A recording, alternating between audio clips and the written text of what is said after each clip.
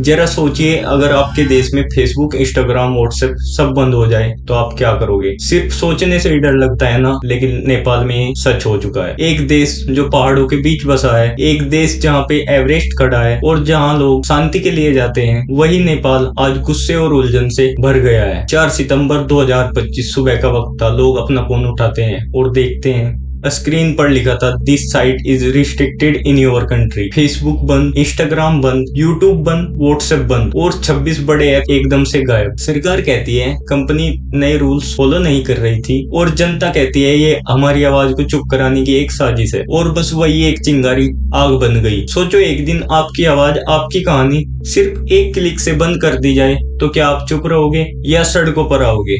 काठमांडू की सड़कों पर आवाज उठी और हैशटैग्स फैल गए। हैशटैग्स जैसे unban social media, stop corruption, let us speak. हजारों स्टूडेंट्स एक साथ पोस्टर, स्लोगन, जो सब कुछ। ये सिर्फ एक बैन के खिलाफ नहीं था, ये एक जनरेशन की चीख थी कि हम चुप नहीं रहेंगे। 8 सितंबर मैतिगर मंडाला, हजारों स्टूडेंट्स मार्च करते हुए पार्लियामेंट की तरफ, और पुलिस भी पहले से तैयार, बैरिकेड्स, शील्ड के साथ। और फिर धुआं, टीयर गैस, लाठियां, रबर बुलेट्स और फिर असली गोलियां। जब आवाज को दबाने की कोशिश होती है तो सबसे ज्यादा जोर से चीख निकलती है। नेपाल की सड़कें भी वही चीख सुन रही है। खून बह रहा था काठमांडू की सड़कों पर। 14 या 17 या शायद 19 मरे, लेकिन असल में हर नंबर के पीछे एक कहानी थी। एक माँ अपने बेटे का फोटो हाथ में लिए रो रही थी। एक स्टूडेंट जिसका सपना डॉक्टर बनना था, हॉस्पिटल के बेड पर पड़ा था। एक जर्नलिस्ट जो सच दिखाना चाहता था, वो जख्मी हो गया। कर्फ्यू लगा दिया गया, सेना सड़कों पर उतर आई और नेपाल बंद हो गया, और दुनिया भर की नजरें काठमांडू की तरफ मुड़ गई। इंटरनेशनल मीडिया ने हेडलाइंस बनाई, Nepal ban social media, youth fighting back. किसी ने कहा डेमोक्रेसी खतरे में है, किसी ने कहा ये जरूरी था। लेकिन नेपाल के नौजवान बोल रहे थे, हमारी लड़ाई एप्स के लिए नहीं है, हमारी लड़ाई अपने फ्यूचर के लिए है। और इसी वक्त एक दूसरी तस्वीर भी बन रही थी। काठमांडू के एक बड़े हॉल में power summit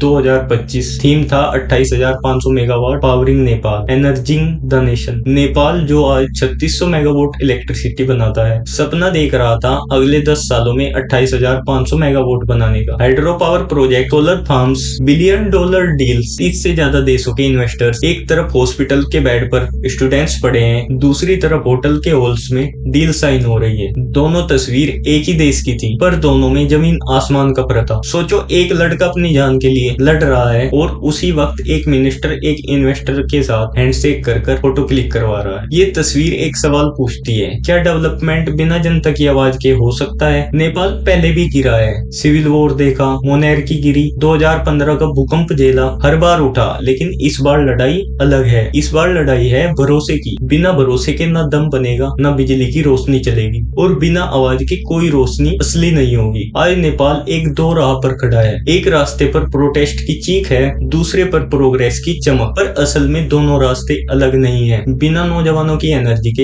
hydro power project काम नहीं करेगा, और बिना जनता की आवाज के देश का डेवलपमेंट कभी सस्टेनेबल नहीं होगा। ये है नेपाल 2025, एक देश जो लड़ाई भी लड़ रहा है और सपना भी देख रहा है, एक देश जो खून भी बहा रहा है और ग्रीन फ्यूचर का प्लान भी बना रहा है। और सवाल ये है कि नेपाल का अगला कदम तय कौन करेगा, नौजवानों का गुस्सा या सपनों की रोशनी?